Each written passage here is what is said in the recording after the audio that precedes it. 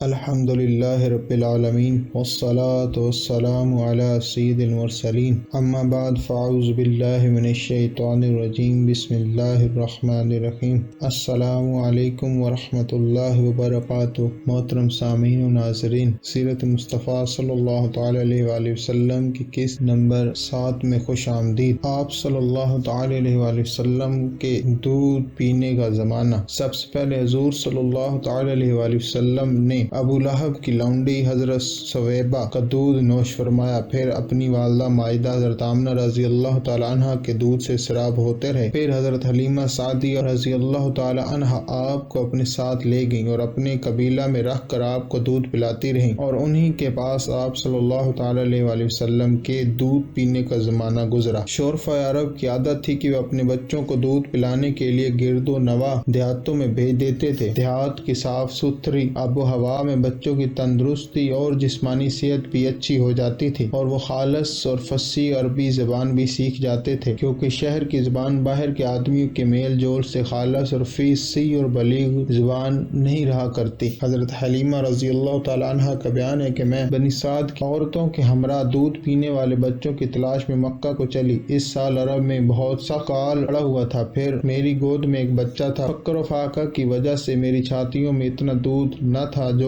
اس کو کافی ہو سکے۔ رات بھر وہ بچہ بھوک سے تڑپتا اور روتا بلبلاتا رہتا تھا، اور ہم اس کی دلجوئی اور دلداری کے لیے تمام رات بیٹھ کر گزارتے تھے۔ ایک اونٹنی بھی ہمارے پاس تھی، مگر اس کے بھی دودھ نہ تھا۔ مکہ مکرمہ کے سفر میں جس خچر پر میں سوار تھی وہ بھی اس قدر لاغر تھا، قافلہ والوں کے ساتھ نہ چل سکتا تھا۔ میرے ہمراہی بھی اس سے تنگ آ چکے تھے۔ بڑی بڑی مشکلوں سے یہ سفر طے ہوا۔ جب یہ قافلہ مکہ مکرمہ پہنچا تو جو عورت رسول اللہ صلی اللہ تعالی علیہ وآلہ وسلم کو دیکھتی اور یہ سنتی کہ یہ یتیم ہیں تو کوئی عورت آپ کو لینے کے لیے تیار نہیں ہوتی تھی، کیونکہ بچے کے یتیم ہونے کے سبب سے زیادہ انعام و اکرام ملنے کی امید نہیں تھی۔ ادھر حضرت حلیمہ سعدیہ رضی اللہ تعالی عنہ کی قسمت کا ستارہ ثریا سے بلند اور چاند سے زیادہ روشن تھا۔ ان کی دودھ کی کمی ان کے لیے رحمت کی زیادتی کا باعث بن گئی، کیونکہ دودھ کم دیکھ کر کسی نے ان کو اپنا بچہ دینا گوارا نہ کیا۔ حضرت حلیمہ سعدیہ رضی اللہ تعالی عنہ نے اپنے شوہر حارث بن عبد العزیٰ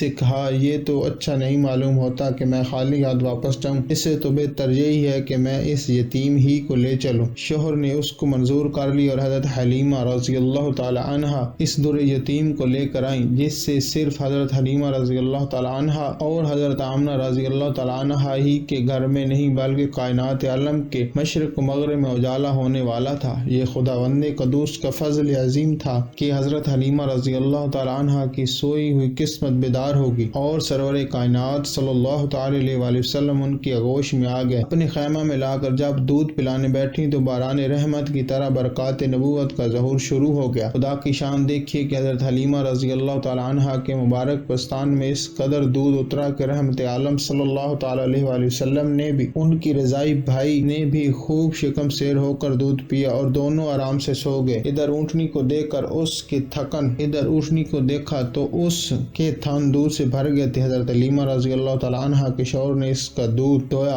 اور میاں بیوی دونوں نے خوب سیر ہو کر دودھ پیا، اور دونوں شکم سیر ہو کر رات بھر سوکھ اور چین کے نیند سوئے۔ حضرت حلیمہ رضی اللہ تعالی عنہ کا شوہر حضرت حضور رحمت عالم صلی اللہ تعالی علیہ وآلہ وسلم کی یہ برکتیں دیکھ کر حیران رہ گیا اور کہنے لگا، اے حلیمہ، تم بڑا ہی مبارک بچہ لائی ہو۔ حضرت حلیمہ رضی اللہ تعالی عنہ نے کہا کہ واقعی مجھے بھی یہی امید ہے کہ یہ نہایت ہی بابرکت بچہ ہے اور خدا کی رحمت بن کر ہم کو ملا ہے، اور مجھے یہی توقع ہے کہ اب ہمارا گھر خیر و برکت سے بھر جائے گا۔ حضرت حلیمہ رضی اللہ تعالی عنہما فرماتی ہیں کہ اس کے بعد ہم رحمت عالم صلی اللہ تعالی علیہ وآلہ وسلم کو اپنی گود میں لے کر مکہ مکرمہ سے اپنے گاؤں کی طرف روانہ ہوئے تو میرا وہی خچر اب اس قدر تیز چلنے لگا کہ کسی کی سواری اس کے گرد کو نہیں پہنچتی تھی۔ قافلہ کی عورتیں حیران ہو کر مجھ سے کہنے لگی کہ اے حلیمہ رضی اللہ تعالی عنہ، کیا یہ وہی خچر ہے جس پر تم سوار ہو کر آئی تھی، یا کوئی دوسرا تیز رفتار خچر تم نے خرید لیا ہے؟ الغرض ہم اپنے گھر پہنچے، وہاں سخت قحط پڑا ہوا تھا، تمام جانوروں کے تھن میں دودھ خشک ہو چکے تھے، لیکن میرے گھر میں قدم رکھتے ہی میری بکریوں کے تھن دودھ سے بھر گئے۔ اب روزانہ میری بکریاں جب چراگاہ سے گھر واپس آتی تو ان کے تھن دودھ سے بھرے ہوئے ہوتے، حالانکہ پوری بستی میں اور کسی کو اپنے جانوروں کا ایک قطرہ دودھ نہیں ملتا تھا۔ میرے قبیلہ والوں نے اپنے چرواہوں سے کہا کہ تم لوگ بھی اپنے جانوروں کو اسی جگہ چراؤ جہاں حلیمہ رضی اللہ تعالیٰ عنہ کے جانور چرتے ہیں۔ چنانچہ سب لوگ اسی چراگاہ میں اپنے مویشی چرانے لگے جہاں میری بکریاں چرتی تھی، مگر یہاں تو چراگاہ اور جنگل کا کوئی عمل دخل ہی نہیں تھا۔ یہ تو رحمت عالم صلی اللہ تعالیٰ علیہ وآلہ وسلم کے برکات نبوت کا فیض تھا، جس کو میں اور میرے شوہر کے سوا میری قوم کا کوئی شخص نہیں سمجھ سکتا۔ ہر دم ہر قدم پر ہم برابر آپ صلی اللہ تعالیٰ علیہ وآلہ وسلم کی برکتوں کا مشاہدہ کرتے رہے، یہاں تک کہ 2 سال پورے ہو گئے اور میں نے آپ کا دودھ چھڑا دیا۔ آپ صلی اللہ تعالیٰ علیہ وآلہ وسلم کی تندرستی اور نشو و نما کا حال دوسرے بچوں سے اتنا اچھا تھا کہ 2 سال میں آپ صلی اللہ تعالیٰ علیہ وآلہ وسلم خوب اچھے بڑے معلوم ہونے لگے۔ اب ہم دستور کے مطابق رحمت عالم صلی اللہ تعالیٰ علیہ وآلہ وسلم کے ان کی والدہ کے پاس لائے اور انہوں نے حسب توفیق ہم کو انعام و اکرام سے نوازا۔ گو قاعدہ کے مطابق اب ہمیں رحمت عالم صلی اللہ تعالیٰ علیہ وآلہ وسلم کو اپنے پاس رکھنے کا کوئی حق نہیں تھا، مگر آپ صلی اللہ تعالیٰ علیہ وآلہ وسلم کی برکات نبوت کی وجہ سے ایک لمحہ کے لیے بھی ہم آپ کو آپ صلی اللہ تعالیٰ علیہ وآلہ وسلم کی جدائی گوارا نہیں تھی۔ عجیب اتفاق اس سال مکہ معظمہ میں وبائی